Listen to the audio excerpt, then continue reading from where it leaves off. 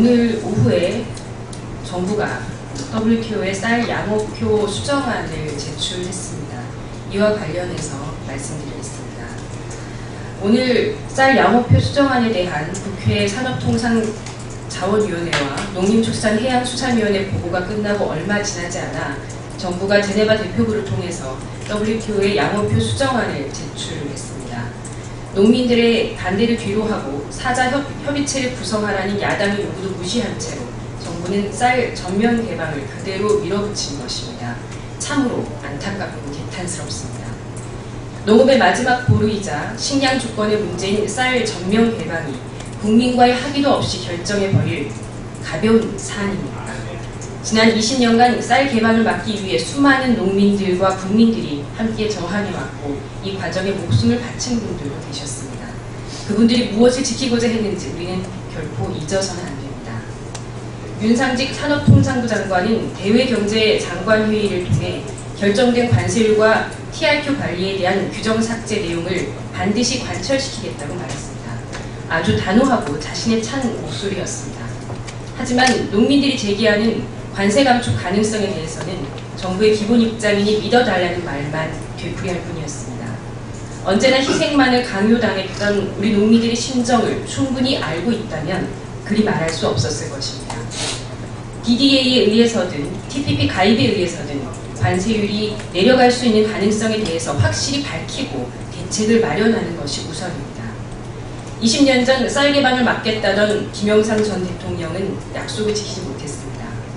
농업을 직접 챙기겠다던 박근혜 대통령은 쌀 개방 문제에 대해 입장조차 밝히지 않고 있습니다. 국민의 불안감을 해소하고 국가 정책을 믿을 수 있도록 그 방안을 마련해 주는 것이 국가의 역할이 아니고 정부의 기본 방침이라면서 제도적으로 분명히 못 박지 못할 이유가 대체 무엇입니까? 정부는 말이 아닌 법으로 입장을 분명히 표명해야 합니다. 오늘 제출된 쌀 양호표 수정안에 대한 검증은 몇 년이 소요될지 아무도 알 수 없습니다. 일본과 대만처럼 2년 아니 5년이 걸릴 수도 있는데 그때는 지금의 약속을 도대체 누가 책임질 것입니까?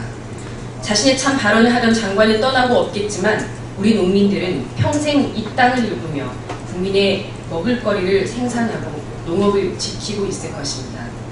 현재 TPP 협상에서 일본 아베 총리는 쌀과 설탕 등에 대한 관세 철폐는 할 수 없다고 버티고 있지만 미국은 일본의 TPP 제외로 맞서고 있는 형국입니다.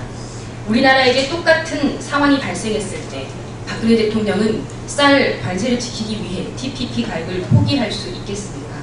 미국이 쌀 관세 감축을 요구하며 자동차 수출을 막겠다고 하면 자동차 수출 포기하겠습니까?